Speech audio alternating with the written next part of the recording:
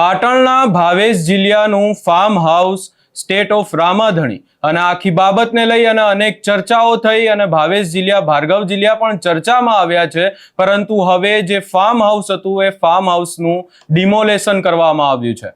શું છે સમગ્ર મામલો એની વિગતે ચર્ચા કરીશું। નમસ્કાર, હું છું ઉજ્જવલ અને આપ જોઈ રહ્યા છો નિર્ભય ન્યૂઝ।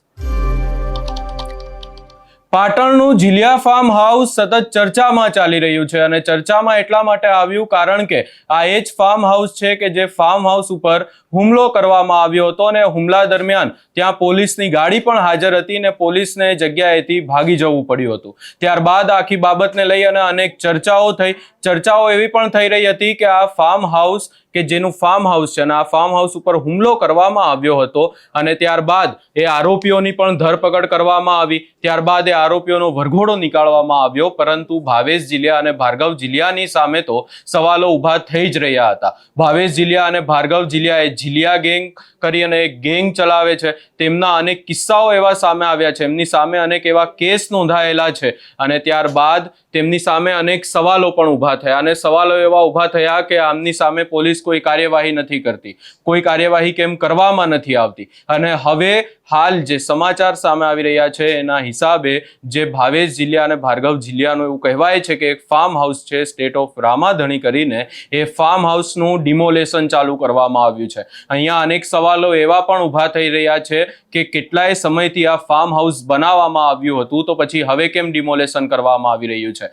વાત એવી પણ સામે આવી રહી છે કે આખું જે ફાર્મ હાઉસ બનાવવામાં આવ્યું હતું એ ફાર્મ હાઉસ ગેરકાયદેસર રીતે બનાવવામાં આવ્યું હતું અને ત્યારબાદ આખી બાબતને લઈ અને આપણે જોયું હતું કે જે ક્ષત્રિય ઠાકોર સમાજના આગેવાનો પણ મેદાને આવ્યા હતા। અહીંયા તંત્રની સામે પણ અનેક સવાલો ઊભા થઈ રહ્યા છે અને ક્યાંક ને ક્યાંક એવું પણ કહેવામાં આવી રહ્યું છે કે એટલા સમયથી જો આ ફાર્મ હાઉસ ત્યાં હતું તો આ ફાર્મ હાઉસનું ડિમોલેશન હાલ જ કેમ કરવામાં આવી રહ્યું છે, એના હિસાબે તો એવું કહી શકાય। અને સવાલો એ પણ ઊભા થઈ રહ્યા છે કે એટલા સમયથી આ તમામ બાબતો પોલીસની રહેમ નજર હેઠળ જ ચાલતી હતી।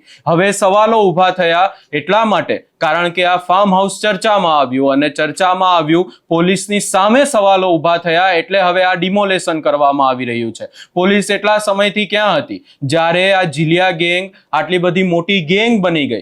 ભાવેશ જીલિયા, ભાર્ગવ જીલિયા લોકોની સામે ક્યાંક ને ક્યાંક એમને જાનથી મારી નાખવાની ધમકી આપી રહ્યા હતા। અનેક એવા કિસ્સાઓ છે, મારામારીના કિસ્સાઓ, અપહરણ, લૂંટ, આ તમામ કિસ્સાઓ જ્યારે સામે આવી રહ્યા હતા ત્યારે પોલીસે કોઈ કાર્યવાહી ના કરી, એમની સામે પોલીસે કોઈ સવાલ પણ ઉભા ના કર્યા। હવે આ લોકો ચર્ચામાં આવ્યા એટલે પોલીસને અચાનક યાદ આવ્યું છે કે આ ફાર્મ હાઉસ ગેરકાયદેસર છે ને એની સામે કાર્યવાહી કરવી જોઈએ એટલે એનું ડિમોલેશન ચાલી કરી દીધું। પરંતુ હવે આખી બાબતને લઈ અને ડિમોલેશન કરવામાં પણ આવી રહ્યું છે, પરંતુ ફરી એકવાર એ જ બાબતો સામે આવી રહી છે કે આખી બાબતમાં ક્યાંક ને ક્યાંક ભાવેશ જીલિયા અને ભાર્ગવ જીલિયાને પોલીસનો પણ સાથ હોય।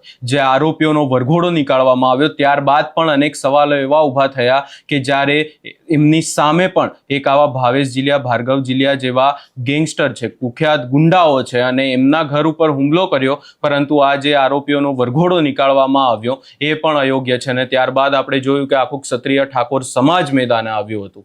હવે આખી બાબતને લઈ અને પોલીસ દ્વારા ભાવેશ જીલિયા, ભાર્ગવ જીલિયાની સામે પણ કાયદેસરની કાર્યવાહી કરવામાં આવી રહી છે અને આ જે આખું ફાર્મ હાઉસ હતું સ્ટેટ ઓફ રામાધણી કરીને જીલિયામાં ફાર્મ હાઉસ હતું એ ફાર્મ હાઉસ ઉપર પોલીસ દ્વારા ડિમોલેશન કરવામાં આવી રહ્યું છે। આગામી સમયમાં ક્યાંક ને ક્યાંક હવે એવું પણ ચર્ચાઈ રહ્યું છે કે ક્ષત્રિય ઠાકોર સમાજ ભાવેશ જીલિયા, ભાર્ગવ જીલિયાની સામે એક મહાસંમેલન પણ કરવાનું છે। એના પહેલા પોલીસની આ કાર્યવાહીથી હવે એ પણ ચર્ચાઓ થઈ રહી છે કે આખો મામલો પણ કદાચ શાંત પડી શકે છે। આ સમગ્ર બાબતને લઈ અને તમારો શું અભિપ્રાય છે અમને કમેન્ટ કરી જરૂર જણાવશો અને અમારી ચેનલ નિર્ભય ન્યૂઝને લાઇક, શેર, સબસ્ક્રાઇબ કરવાનું ભૂલશો નહીં।